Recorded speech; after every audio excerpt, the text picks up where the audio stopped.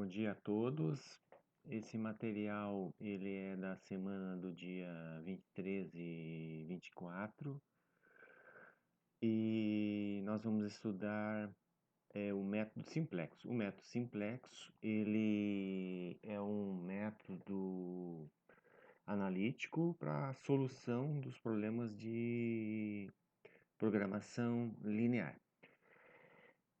O método gráfico que a gente viu na semana anterior, ele é limitado, pois a representação gráfica é feita usando um eixo coordenado para cada variável de decisão. Assim, com 3 variáveis de decisão, nós precisamos de 3 eixos, desenho em 3 dimensões. Com mais variáveis de decisão, fica impossível essa representação. No método simplexo, não. Nós podemos ter um problema com qualquer quantidade de variáveis. O método simplexo ele tem algumas limitações, mas a gente vai aprender a ultrapassar essas limitações ao seu tempo.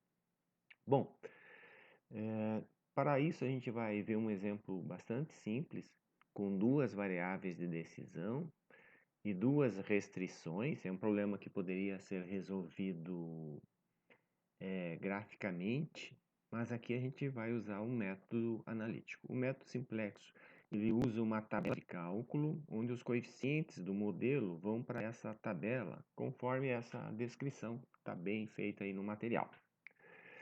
A função objetivo ocupa a última linha da tabela, e os coeficientes da função objetiva, quando são passados para a tabela, eles são passados com um sinal inverso.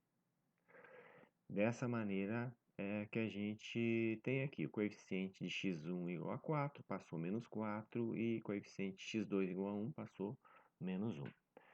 Incorporando na tabela, nós temos também para cada restrição as variáveis de folga. Assim, nós transformamos as inequações em equações, somando a variável de folga, f1 na condição 1, f2 na condição 2. A folga é o que sobra do recurso, 18 ou 12. Dessa maneira, quando a gente soma o que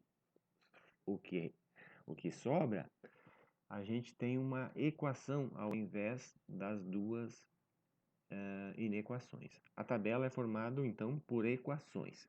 Essa forma de acrescentar as variáveis de folga faz com que nesse sistema dessas equações a gente tenha uma base, ou seja, f1 e f2 são as variáveis ditas básicas. Nós temos também as variáveis principais, x1 e x2, e a variável b, o valor coeficiente independente escrito no segundo membro.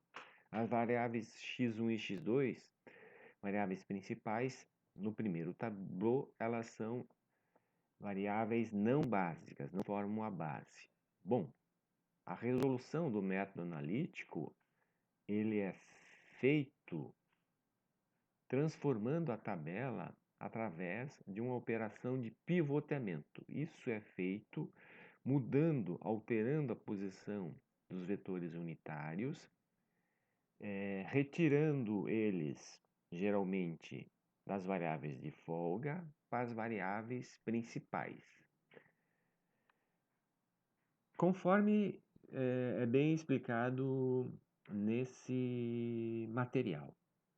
Tá? O método é um método iterativo, a gente faz isso repetidamente, ou seja, o processo de pivoteamento é feito repetidamente, até atingir o valor máximo, o ponto ótimo. Isso acontece quando não vai aparecer mais nenhum valor negativo aqui na última linha. Tá? Eu vou direto para o último tablô para mostrar para vocês como é que ficou. Então aqui a gente tem o terceiro tablô, foi necessário 2 iterações nesse exemplo, aonde a base agora é composta pelas variáveis principais e nós temos o resultado.